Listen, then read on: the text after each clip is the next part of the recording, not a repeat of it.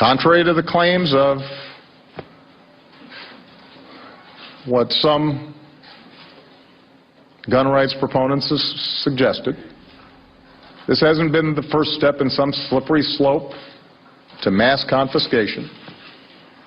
Contrary to claims of some presidential candidates apparently before this meeting, this is not a plot to take away everybody's guns.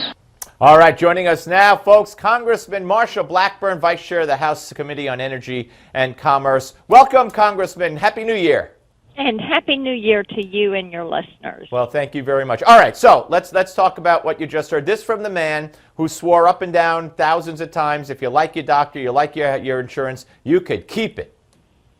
Well, and it seems they do exactly the opposite of what they say. And they're incrementalists. So when you look at his executive order on guns, you have to say it's more than just about the gun or this one executive order. And they are trying to set a premise where they can determine who is and is not a federal firearms, a licensed federal firearms dealer. I think also you look beyond that, Steve, and you say, okay, they're going in here and they're saying, well, we want to waive this part of HIPAA, which is patient privacy right. for healthcare information. Now, why are they trying to do that? They're saying, well, in the realm of mental health, people need to be able to have access to that information if it is someone who is a relative. Well, most people agree with that and say, yeah, you know, that makes sense. But here's his problem.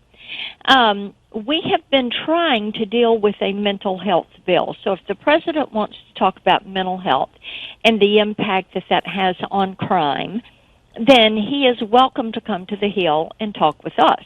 He cannot waive laws by executive order, which is what he does with his executive order. So you're telling him stay away from HIPAA and go through the Congress, work with the Congress. You know, we need to do some reworking on HIPAA, and we have already begun that process. But if he wants to waive this and say, well, we want family members to have access to this information, but he is doing this through executive order, then what keeps the CDC from getting that information? And, of course, the administration has recently said they want CDC to look at guns and health and the connections. So I'm very suspicious of what they are trying to do here as you look at this.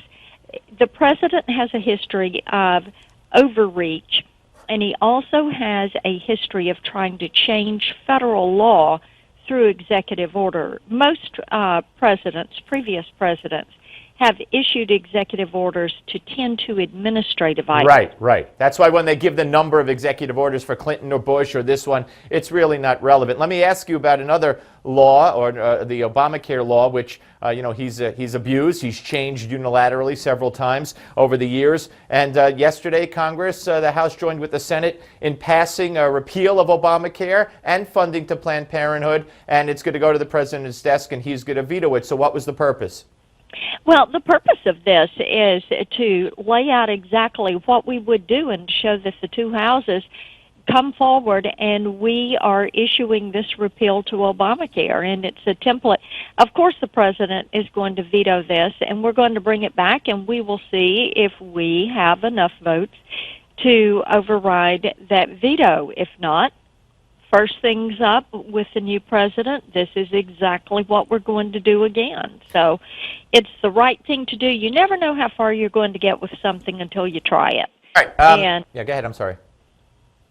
And this is a way for us to lay it out there and say this is what we're going to do, and we'll pull it back and try to override that veto.